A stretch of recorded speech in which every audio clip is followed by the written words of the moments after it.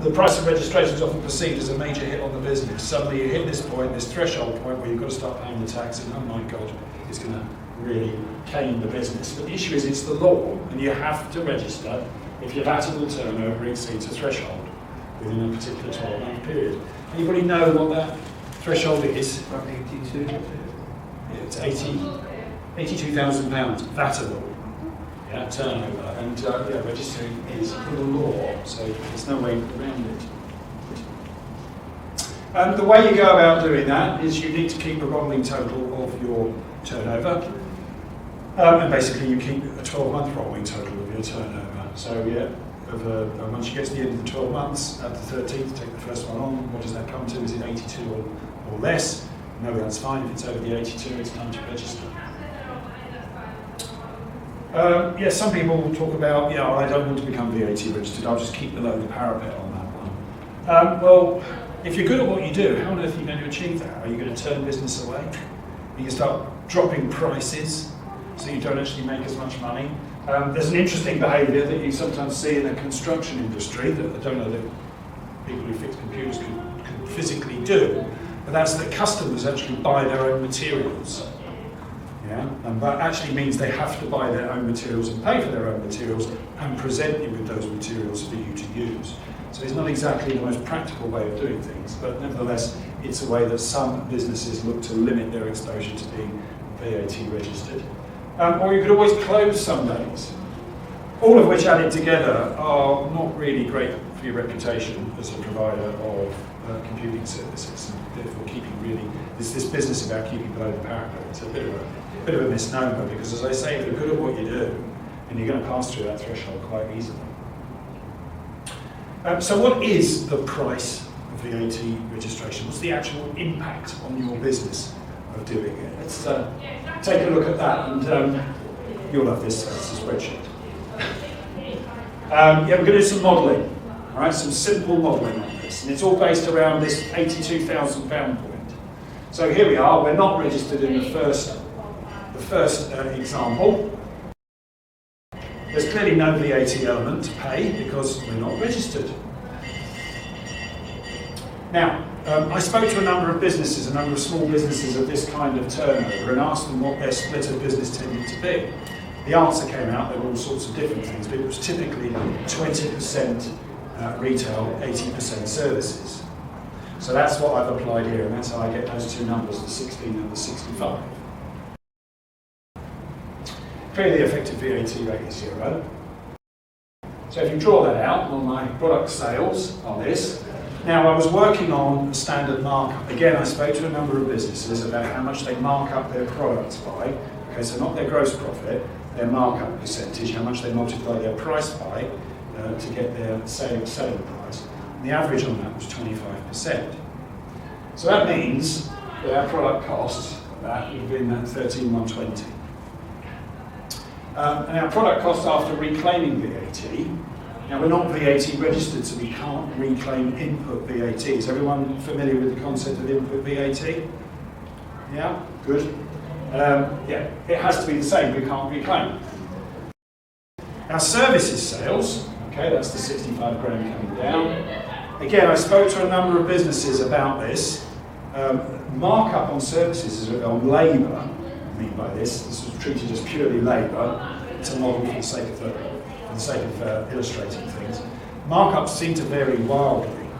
There were a couple of businesses that I thought I could trust, given the way in which they told me their numbers. Come and join us. Sorry, John. It's all right. Just doing some VAT modelling. Yeah, lovely, isn't it? The average that I got to, the figure that I trusted most was a markup of 200%. So I applied that for the sake of the model, which gives me a labour input cost of 21,867. Of course, there's no VAT to reclaim on labour anyway because you don't buy it, or do you? We'll come back to that in a bit. It gives us a gross profit number. Bam. You love numbers, don't you? And then we got into thinking, well, what about the effects of VAT? So, there are three ways that we chose to look at this. One was to say, I'm registered for VAT. VAT is 20%. I'm going to put everything up 20%. Yeah? So that's what that first one is about. You can see there's a 20% increase in price. The second angle on modelling was to say, oh God, I couldn't put my prices up at all. I'll lose all my customers and my business. The only way to treat this VAT is to take the hit. Yeah, I will bear the brunt of it and pay for it myself. So we looked at it from the point of view of no increase in price. And the third one, sorry, I should say, is we looked at it from the point of view of, turn that off, a break-even profit. So how much would I need to increase my prices by to make the same level of profit as I did before I registered? Which I thought might be an interesting one to get at. So, what's also interesting about this is that we assumed the same amount of stuff being sold and the same amount of work being done, the same amount of labour hours being supplied. And as you can see already, what that does is there's this difference that appears, certainly on the product side, because there's input VAT to reclaim. Suddenly you can do something that you couldn't do before. Yeah? You've got this money that you can reclaim back. But of course on the services side, if you employ people, there's no input VAT on that. So your costs are your costs. But we'll come back to the possibility of input VAT on services in a little bit. So yeah, if you work through the numbers, 20% on 82, you can see 82 and 16 is 98. Yeah, and that then falls down using that standard mix of business, I should say, 80-20 into those numbers. That ripples through. Ooh, I'm actually making more money than I did before. But it's at the expense of putting my prices up with customers. Okay. What about the take the hit option? So I still do 82. Now I've got a proportion of that I need to pay in VAT. So I become VAT registered, but I'm still only doing 82. Split out the numbers. Drops down, or not surprisingly, gross profit. Yeah, so this is still, you've still got to take off all your standard overheads from this. Gross profit, way down at 35,000, so quite a hit if you were to do that. And then we've got the final option. Now, I'm sorry the numbers aren't quite identical. It's the way we did the modelling. We didn't do it purely mathematically. I typed in numbers and fiddled around with it until they were roughly the same. So if you treat the 47,000 as the profit that we're trying to achieve, and work that back up, you get 95,000, which is quite interesting. Because what you find is that's a 17% increase in price. So this automatic assumption that just because you become VAT registered you need to add on 20% to your prices doesn't actually hold, because it doesn't take account of the effect of input VAT. Yeah? A 17% price rise would cover it. You'd still be as profitable.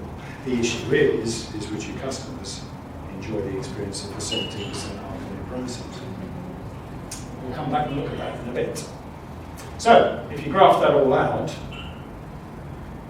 yeah, the hit you can regard as being a 25% hit on your profits. It's huge.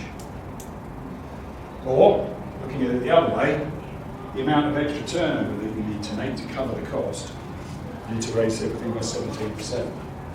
So it's not to be sniffed at. There's no way around it. Some of the considerations when thinking about registering for VAT are quite interesting though. If you're purely consumer-based, remember the moment you become VAT registered, of course, you can work for VAT registered companies as well, businesses as well, I should say. And what's useful about that is, of course, they don't care about VAT. To them, it's an input cost.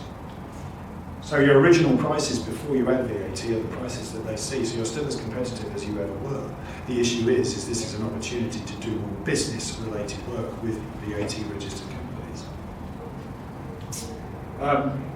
Now, this is why I made this point. You can reclaim VAT on the labour services that you might employ, third parties that you might use. And what I'm thinking of here is if you subcontract, for example, out your mobile phone repairs, if you subcontract out things like component level repairs, board level repairs, to a VAT registered supplier of those services, then all of those services have input VAT on them, which you'll be able to reclaim. which you couldn't reclaim before. And the other one is do more retail. Do more retail if you can. If using that model, if you're 100% retail, you don't need to put your prices up 4% to break even on profit because of the effect of input VAT. So that shows how important the mix of input VAT is on this whole issue to do with becoming registered. Registering for VAT, which is talking about this, when you do, remember you can backdate claims, so you get kind of an assistance, if you will, for taking the hit of becoming registered.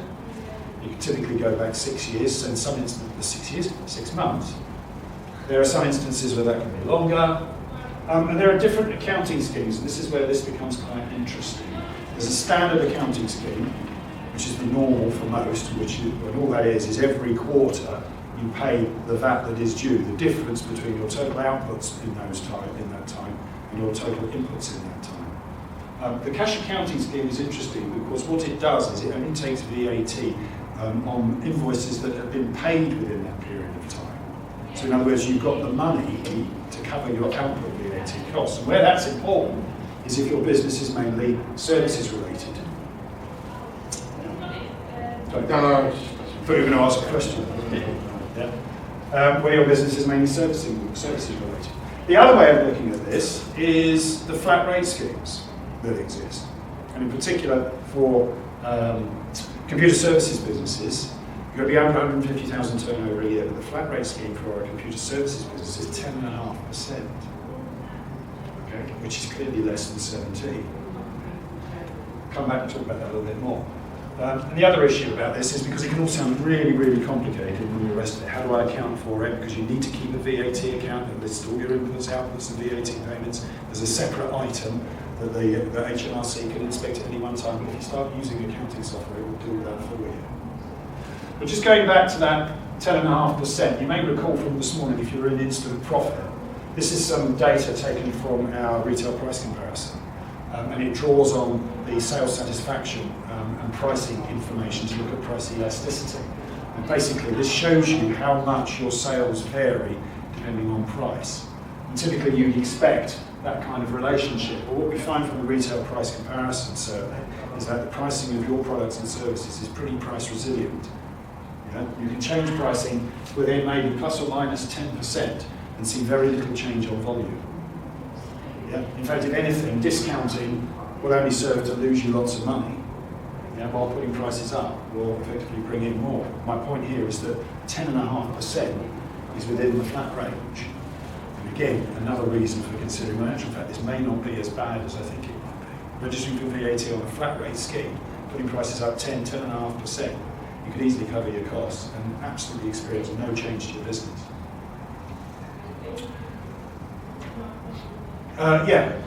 Software. I only mention this because it's an example of free online software, not because I've got any particular links to quickfile.co.uk. They are free. One of our customers used it and mentioned it to me. It's the only reason I've got it up there. But the perception that all accounting software costs money is no longer true. This is an example of online software that's free. Well, there's nothing quite free, is there?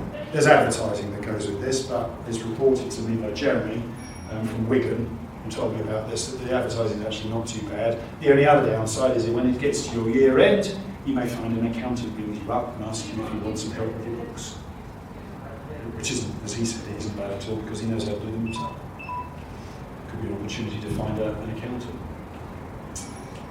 So that's the VAT side of things.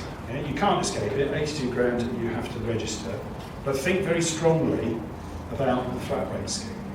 There's definitely advantages. Is the flat rate one where you're going to pay the VAT man 10.5%, but you're not claiming any VAT on that? You just do a flat rate 10 rate, yeah. They look at your total vatable your total vatable turnover and take 10.5% of it.